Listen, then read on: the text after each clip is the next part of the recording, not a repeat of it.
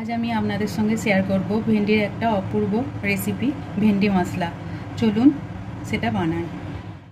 টুসিস লাইফস্টাইলে আমার প্রিয় দর্শকদের অনেক অনেক স্বাগত। আজ আমি বানাবো মশলা ভিন্ডি। এখানে ভিন্ডিগুলোকে আমি ভালোভাবে ধুয়ে পরিষ্কার করে নিয়েছি।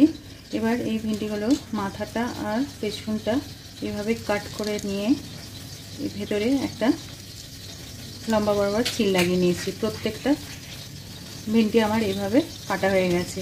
এখানে আমি কুচনো পেঁয়াজ নিয়ে নিয়েছি, আদা, রসুন, কাঁচা লঙ্কা এখানে কুচি করে নিয়েছি একদম, আর এখানে টমেটো কুচি করে নিয়েছি। আমি সরষের তেল দিয়ে দিয়েছি। সরষের তেলটা আমার গরম হয়ে গেছে। এখানে ভিন্ডিতে আমি প্রথমে অল্প হলুদ দিয়ে দিলাম আর অল্প কাশ্মীরি লঙ্কা গুঁড়ো দিয়ে দিলাম। এবার ভালোভাবে সমস্ত ভিন্ডির গায়ে আমি মশলাটাকে ভালোভাবে মাখিয়ে নিলাম। দিয়ে তেল গরম হলে আমি ভিন্ডিগুলোকে লাল লাল করে ভেজে নেব।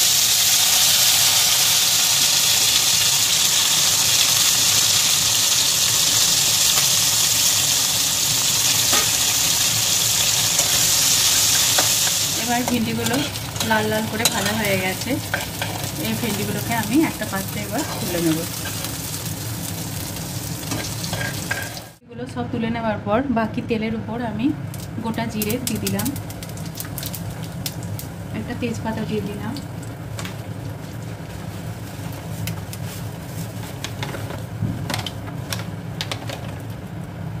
একটা শুকনো লঙ্কা দিলাম।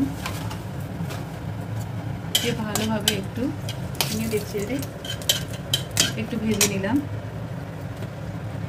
এবার এর ওপর দিয়ে দিলাম সামান্য একটু হিং। তেলের মধ্যে নেড়ে নিলাম। এবার দিয়ে দিলাম আদা কুচি, রসুন কুচি আর লঙ্কা কুচি।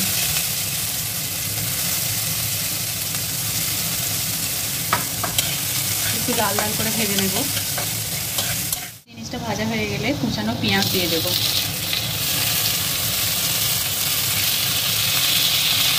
দিয়ে ভালোভাবে লাল লাল করে একটু ভেজে নেব।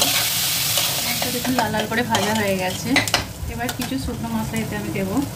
অল্প দিয়ে দেবো ঝাল লঙ্কা গুঁড়ো, আর অল্প দেবো জিরে গুঁড়ো, অল্প দেবো ধনে গুঁড়ো, একটু দিয়ে দেবো হলুদ গুঁড়ো, আর একটু দিয়ে দেবো কাশ্মীরি লঙ্কা গুঁড়ো।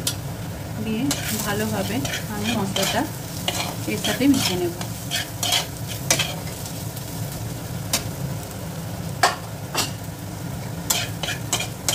মশলাটা এর সাথে একটু নাড়াচাড়া করার পর এতে টমেটো কুচানোটা দিয়ে দেবো। এবার টমেটোটা কুচানোটা একটু এর সাথে ভালোভাবে নেড়ে চেড়ে মেল্ট হয়ে যাবার অপেক্ষা করবো। যাতে এর সাথে তাড়াতাড়ি মেল্ট হয়ে যায় এর জন্য আমি পরিমাণ মতো নুন দিয়ে দেবো। এবার ভালোভাবে নেড়ে নেব।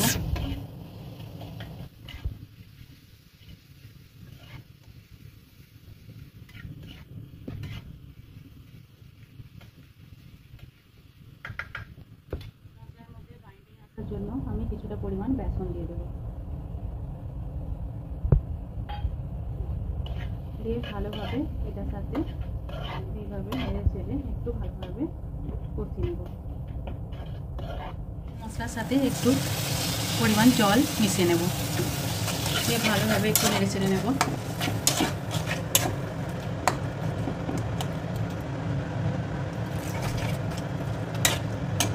একটু ভালোভাবে ফুটিয়ে নেব। কিছুক্ষণ ফুটিয়ে নিয়ে আমি ভেজে রাখা ভিন্ডিগুলো দিয়ে দেব।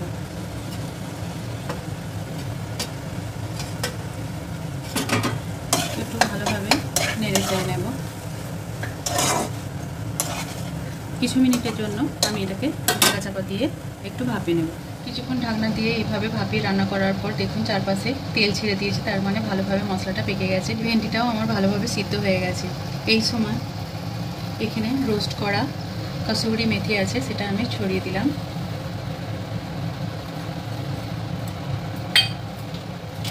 এক চিমটে মতো আমি চাট মশলা ছড়িয়ে দিলাম,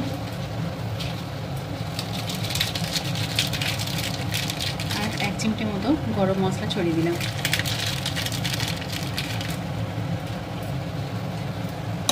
দিয়ে ভালোভাবে একটু নেড়ে নিলাম।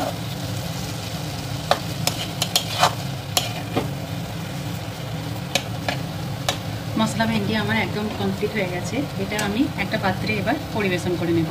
ভেন্ডি আমার একদম রেডি হয়ে গেছে। এটা আমি একটা পাত্রে পরিবেশন করে নিয়েছি। দেখুন কতটা অপূর্ব লাগছে। এটা যে কোনো রুটির, নান, পরোটার সঙ্গে খেতে অপূর্ব লাগে।